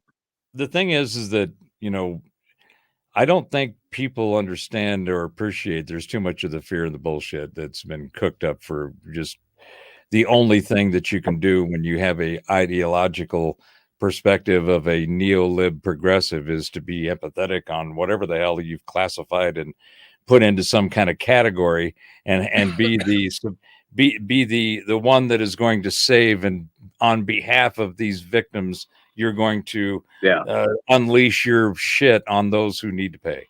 It's like, oh God, okay, look, that's not how life works. Okay, Right. And it's Well, really it not. isn't. It's really not a productive path if you've taken it 10 seconds and look back at all the bullshit that kind of mentality and ideology leaves in its wake. It is not something that is based on logic, reason, common sense, and all the other things that people can look at and Well, agree on. Jeremy, I have not seen one iota Yes. of that. Jeremy, I haven't either. seen I'd like that, to hear about that. You say with hard evidence. That's interesting. Yeah. That's It's a CIA interesting. whistleblower. Hmm. Well, here's it. And let me toss this out to you, Jensen, see if what you think about this. All right. There is, and I've been talking about this for the last year. I think all of the stuff, once Elon bought the bird and started opening the cage and letting all the newspaper Right. out, people going, oh, well, looks like there was some kind of shady shit going on over there. Well, But that actually brings up something. Keep well, going. hold on. But my point is You bet. this, right? So there's a ton of information that's being released, that's coming out, that's finally being uncovered, whether it's FOIAs or, court actions, whatever. There's all kinds of discovery going on, from the spam-demic to the Jan 6 to the election to all the other bullshit that's been going on. There's a boatload of data that's coming out, and it's starting, and it's all trending and leaning towards, those guys that you call conspiracy theorists said this was going on. Yeah, we're starting to get data that's kind of supporting what they were saying. That is happening in spades. So here's a posit for you. With as much as is being released about information that those of us who think for ourselves, said, I think there's some other shit going on here. And now it's starting to show that, we were probably right. What do you think the chances of Trump being proven that he won the 2020 election before he wins the 2024? Yeah. I'm not even going to touch that one with a 10-foot pole, because that'd be a whole interesting can of worms to open. Well, just think about it as a thought experiment, right? Right. So with all the lawfare and the legal bullshit and the stuff coming out, all of a sudden something comes out and says it's clear that the 2020 election was bullshit and Trump actually won. And so they would confirm that, well, actually he did win back then before he really wins this time. And I think that what we're going to see is, I've been calling it too big to rig. It'll be so blatant that it doesn't matter how much cheating anybody tries to pull off. It's like, you can't put enough fuck into unfuck that. There's not enough fuck available for that. Yeah, I think, in my opinion, but I would hope so. I would hope that there's not a repeat of last time. I heard somebody predict today that, and of course it's all predictions, but somebody said that Kamala Harris would narrowly, by a sliver, win the popular vote, but Trump would sweep the electoral vote. Yeah. Who knows? It's You don't know. You don't know. You really don't know until voting day comes. I mean, that's you mean when the fat lady sings, right? And I loved when talking about 1980 and voting for Ronald Reagan, when he won that election. Every state, he carried every state except Minnesota. Yep. Minnesota. And Minnesota's got an interesting track record of picking losers. Yeah, they do. I don't know. It's interesting. You talk about the debate stuff, and there's all kind of talk about that, about how, Harris hasn't accepted terms and this, that, and the other thing. And, talking about, well, we want the mics on all the time. It's like, no. And I think Harris wants the mics on so she can sit there and try to do to Trump what she did to Pence. I'm not going to let the vice president talk over me. Who the hell in her party thinks that she could trounce Trump in a debate? Probably nobody. The strategy is going to to go off rail. So, yeah, it's interesting. I mean, who knows? Let me I toss this in about Campbell. Hold on, you got 475 minutes to talk there at the start of this. Oh wait, that was seconds, not minutes. Yeah, it was only like 10 minutes. Yeah, like I shaved twice. I don't know what I don't want to know what you rode back. It's grown back. Yes. No, but like, you guys are ridiculous. It's interesting though, like you talk about Musk calling and apologizing to Trump, or not Musk, but Zuckerberg, and things like that. And then you had that memo that came out. How much of this, with things of his stature, people at his level, but now Musk has been on the bandwagon since like the beginning of it, man. So like, he's off on his own in his own, compartment. But all these other people, except for the couple of guys like that one blowhard dude who needs, a few less cheeseburgers, saying, "Oh, I'm a real billionaire. Take it from me." Blah, blah. That guy, Christie, yeah, or Pritzker, yeah. So it's interesting, and it's going to continue to be interesting to see just how many people start changing their song and dance since Kamala Harris and Waltz have doubled down on this whole thing of taxing unrealized gains. Yes. And especially since getting out more and more that like, hey, no, dude, this does affect you. It can affect you. Okay, one, you have the whole trickle down, the reverse trickle down economics, right? This is for you, by the way, Jeremy Hansen. We had that on at the beginning of the show. But you also have, the fact that homeowners, right? Homeowners, if you start having to, if you have the value of your home, if you have a $300,000 home, right, and it's now valued at $500,000. Yeah. You're going to have to pay taxes on that, even though you didn't sell your home. Yep. Effectively. So it's like, I think that there may have been, I don't know if it's the final nail in a coffin kind of thing, but certainly a nail into the coffin lid, right? With this big push on unrealized gains, because there are so many people out there who are in that top tier that it would impact, that are going to be like, hold on, wait a minute, you want to what? There's like, somebody who used to frequent this show. Yeah. Somebody who used to frequent this show that claimed he was a Republican, which I don't care. Claimed he was a Republican, but that he voted for Biden, and he was always singing the praises of Biden and Harris and everything.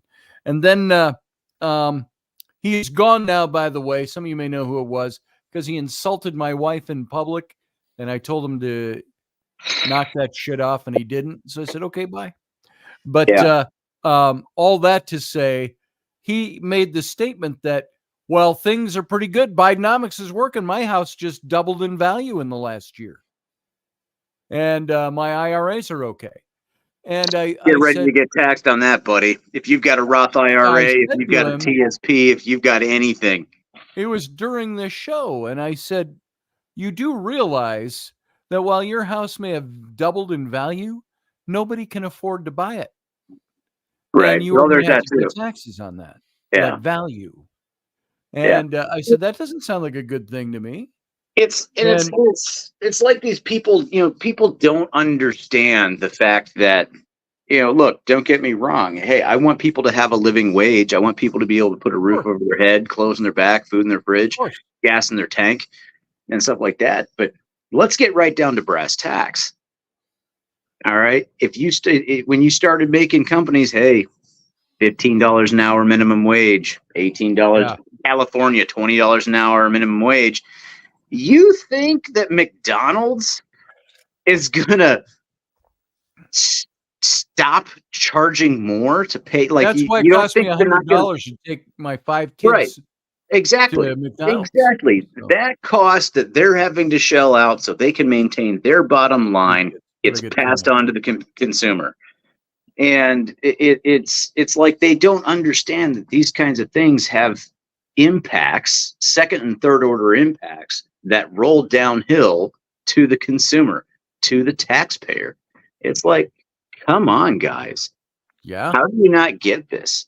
And it boggles my mind how people don't understand this. If a very wealthy person who owns a business and stuff like that is all of a sudden going to have to start paying on unrealized gains, all right, and look at the companies, they buy their own stock, they're going to have to pay unrealized gains. Yes, right? That's going to get passed down to us. That's simply how it's going to work. They're not going to be like, well, shucks, Harris and Waltz were right. We don't need that much money. We're fine. That's right. Fuck Nobody you. needs that much. No, they're just gonna be like, I have a certain standard of living. I have certain things I want to do with this company. We've got to charge more to make up for that loss. I mean, that's just how that's going to work. The writing is on the wall as soon as it just spills and vomit out of Harris's mouth. Like it's plastered all over the damn friggin' latrine wall. Like you ate the wrong MRE. Jason, do you think that that's done on purpose? How do you mean? Which part? Well, both parts. So it's complete bullshit that is coming out of the mouths. But do you think that the bullshit that is being given to come out of the mouth is also being done on purpose? In other words, you just made the point about the unrealized capital gains. It's like who in their right mind? There's 20,000 economists registered in the United States. Yeah. Have you heard one that said that's a good idea? No, I haven't. Okay, well, and it's pandering. So it comes out of her mouth. Yeah. It's clearly so absurd. Right.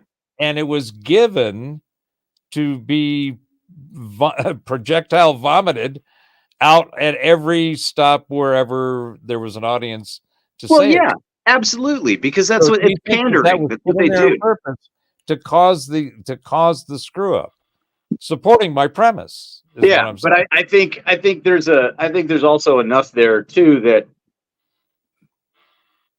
the people in the position that would certainly be very, very affected by this first, right? I think there's enough lack of confidence in the Harris Waltz group that we don't know if they're actually going to try this or not. So you know what? The hell with it. I'm jumping ship because I'm not putting all my eggs in one basket. Like it's, and then they'll just write it out, see what happens. Trump gets in there, be like, all right, we're golden. It's. I'm not sure I follow that. I think it's just saying people are just going to write it out. They're not going to admit that they're defeated. They're not going to admit there's a mistake. They're going to keep going. They're going to get as much as they can, and they know they're not going to make it. Jumping ship was supporting Harris. I mean, with this continued, spouting of the unrealized gains thing. Yes. That they're going to jump ship off of supporting Harris, and you're going to stop seeing all support from those people. You already see it with Zuckerberg. I mean, how much would that dude lose overnight? Oh, right. And it would be ridiculous. And so, of course, the strategically smart move is to come out and say, you know what, we're not supporting one side or the other. We're not going to come in here and try to regulate. We're not doing it. Look how that blew up for us last time. I'm distancing myself from this, right? And she's going to lose support that way from the deepest pockets. So let me ask you this then. Do you think that before, let's say it's 1 month before the actual election? Yeah. Pretty close. Her support is so low that it will be very obvious that there's not going to be a victory on that side, and that it's 4 weeks away and it's only going to get worse. do you think that they will still stick it out and take the L on the day and just admit, come right out? As What do you think their I option wouldn't. is? They'll stick this- it out. this- They'll keep going, but Well, this they're would be gonna funny, right? It looks so bad. Well, I think you misunderstand what I say no. by sticking it out. I mean, like Yeah, what I'm saying is that they're pulling out from supporting one person. They're not going to back anybody, Yeah, that's what I'm saying. Yeah. and they're just going to let it roll, or they're going to, or they're going to switch to backing Trump because they at least have some sort of there is a reasonable assurance that if Trump gets into office, they're not going to get hosed financially. right. So they'll either back Trump or they'll just stop backing Harris and let the chips fall. And then, if somehow Harris wins, you'll probably see a bunch of these people pull up chocks and leave the country and pull their business out of the country and go to places where they don't have to I deal hate with to it. say this, we got to wrap it. It's after 11. I did So- want to say though, Yes. because we're on a tangent, and the original reason why you said you want to get my opinion on it, the Section yeah. 60 thing. So, as a veteran of Iraq and Afghanistan, I don't care that he did that. I'm fine with that. Those families invited him there, Right. right? I think it is probably more disdainful that and tasteless and tactless that neither Harris nor Waltz nor Biden showed up Yep. to do anything there with those families, and then are now using Trump's presence there as a political tool. Yes. The best I can figure, it hasn't been until maybe recently, like in the last day or two, that I have even seen any sort of inkling of, of a photo or video or anything like that of Trump out there with the families at the grave sites or anything like that.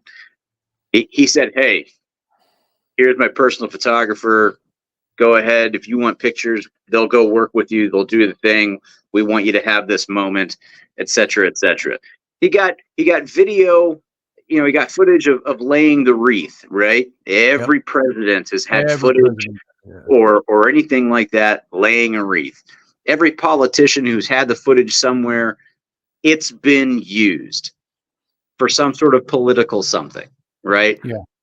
But nothing has really been of him actually there in Section 60. And when you look at the regs, all right, and somebody, if they want to look it up and double check me on this one. The picture with the thumbs up where they're standing in the cemetery, that was Section 60.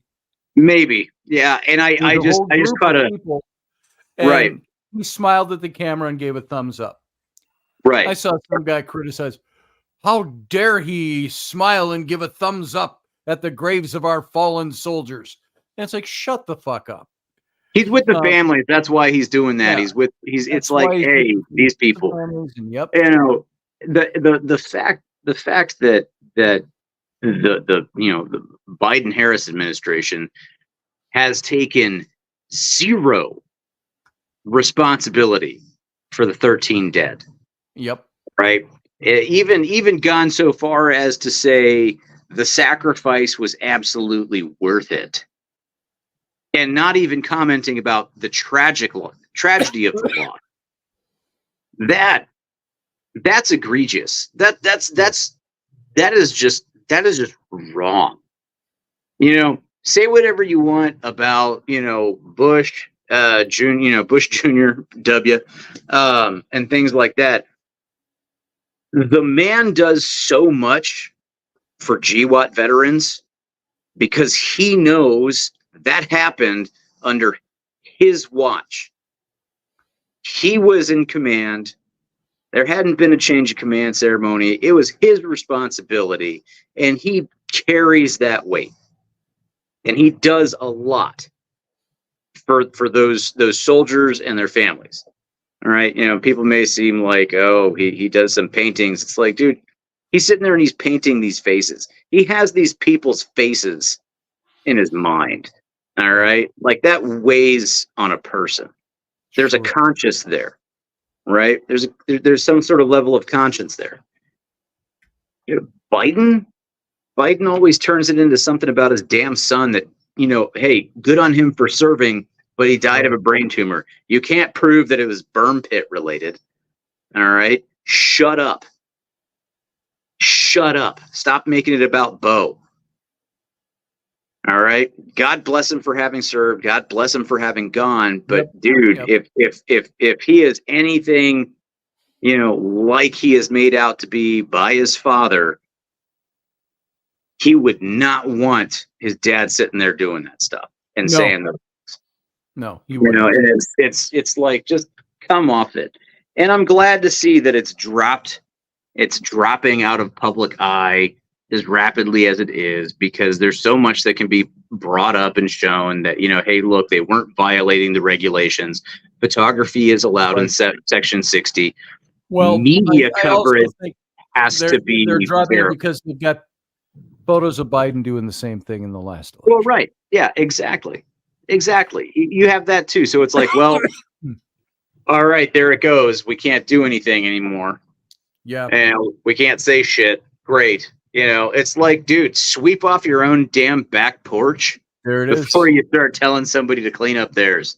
Exactly. And it's atrocious, man. It's atrocious. The man did and on nothing that wrong. atrocious note, Yeah. we're gonna go. What a great exit statement. We'll be back on Friday. We'll talk about more of this stuff. I think come prepared. Listen to the Cash Patel interview on Sean Ryan, guys. Seriously, go listen to that. I'll do it. Yeah. Dude. All right. It's 11:11, said Susie Q. Thank you, Susie Q. Thank you, Jeremy Hansen. She said it was a great show. Wish I could have seen the beginning. You still can. As soon as we're done here, you can turn on the archive. Rewind. The beginning of the show was less auspicious. It was me doing filler because I hadn't prepared a show. So, all right, everybody. Guys, thanks for being here. Jason, thank you for your input, brother. Always appreciated. Good to see you. Always a pleasure. Professor Bauer, same for you, brother. Thank you. A lot of love, you guys. Have a good one. Thanks for being here. See you later. All right, everybody. That's it. We're done. We got nothing else. You don't have to go to bed. You don't even have to go home. You just can't stay here because we're shutting off the wires.